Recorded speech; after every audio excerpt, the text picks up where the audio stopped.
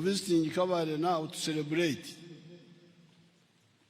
because today we are celebrating Terhesita, but also celebrating the victory we had recently in the elections. We are celebrating both.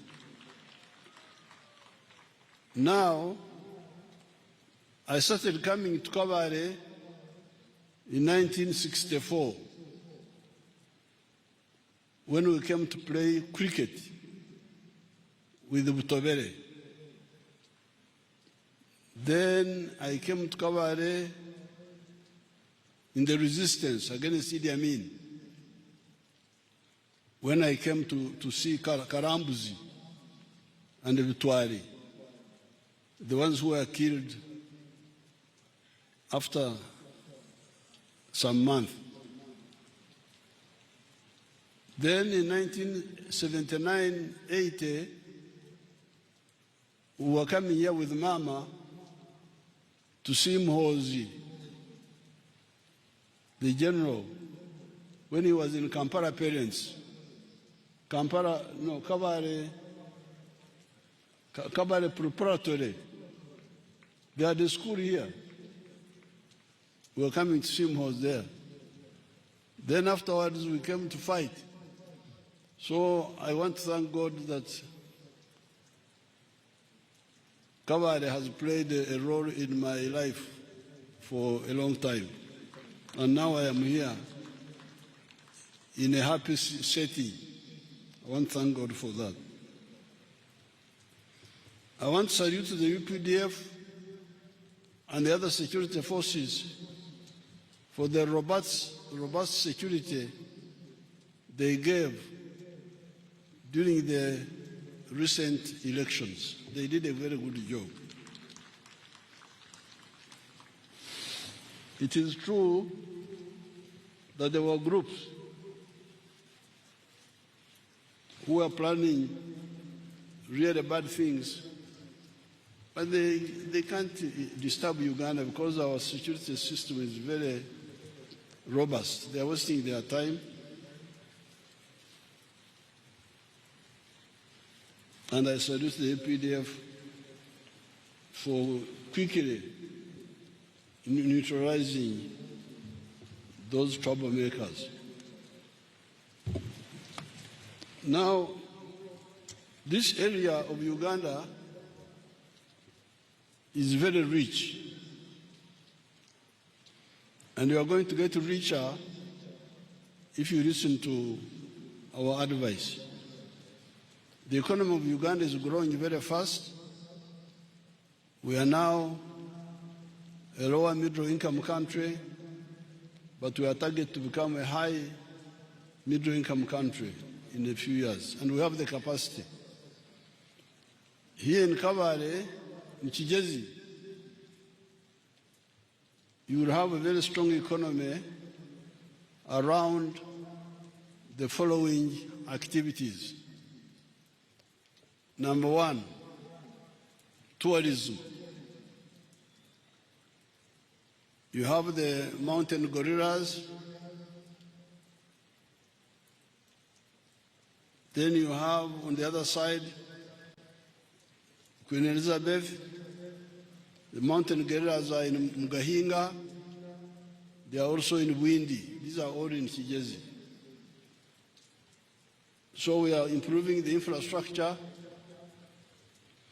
We are building what we call the tourism roads, tarmacking them to link these areas very easily for travel. But we are also going to expand Kisoro Airport. We are going to expand it. And we are going to build a big new airport somewhere here in Nzei's land. Where is Nzei's land? Where is that place where Nzei gave us land? I want to thank Amos Nzei. He gave us land somewhere here, where we are going to build with the ruler of Sharjah, a big airport there, international airport, so that the tourists fly in. They don't have to drive all the way from Entebbe.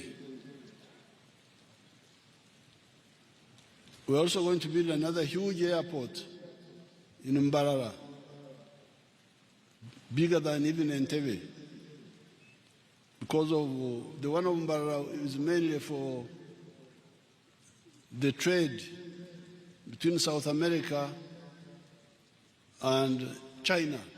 Apparently, that area is the middle point between China and South America, Argentina and Brazil. So this area is going to develop around tourism. It is already developing, but it will develop even more. Secondly, manufacturing. Manufacturing around.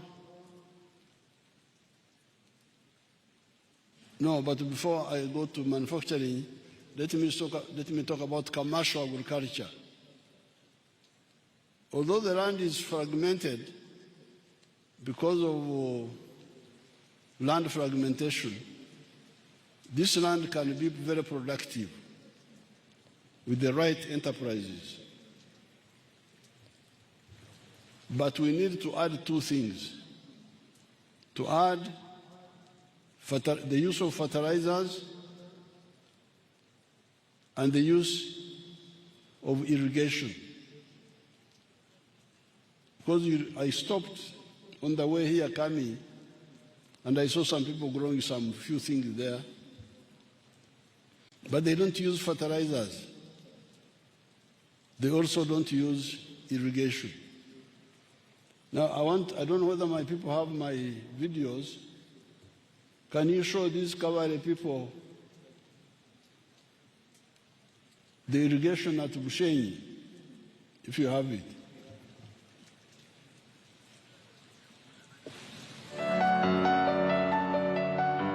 This is where our model plantation is.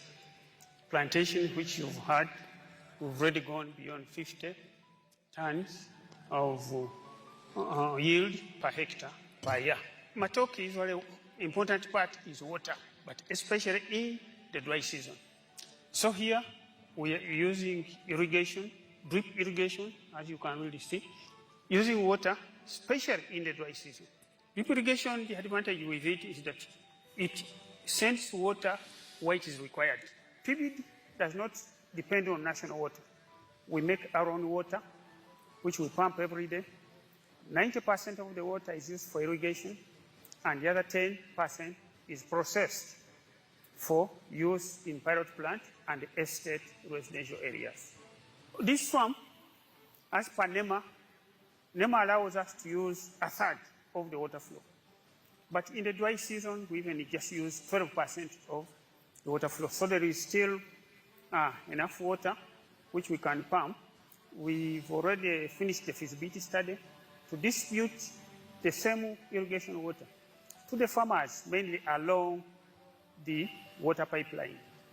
So the structures you are seeing here are mainly to do primary filtration of the water. You have seen the color of the water through that aeration.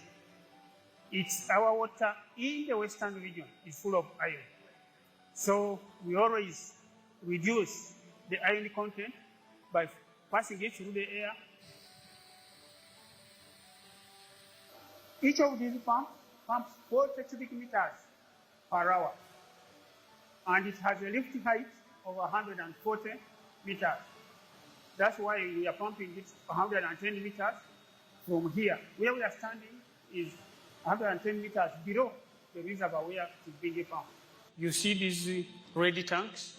Those ready tanks are full of sand. To, again, continue the filtration of the water. We are using drip system, which uses very, very fine water. We should not be having any floating particles to block the system. Many people, when they hear His Excellency talking about 53 tons, people wonder if that's possible or not. You'll be able to see the size of the bunches, the plantation, how it looks like, and how it is irrigated. Each of these plants loses about 20 liters every day through evaporation.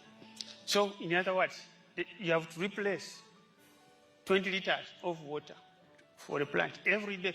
Then we also maintain our... You can hear the science.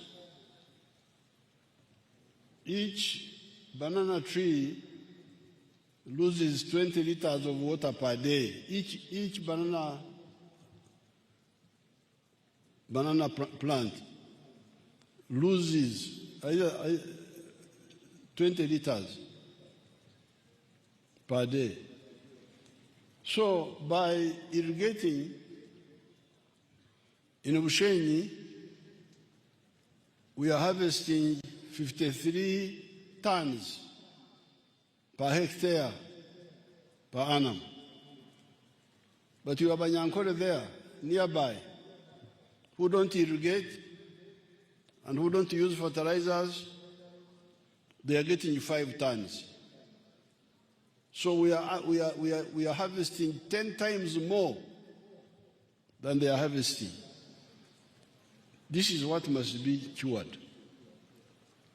We must have irrigation and the use of fertilizers in the whole of Uganda, including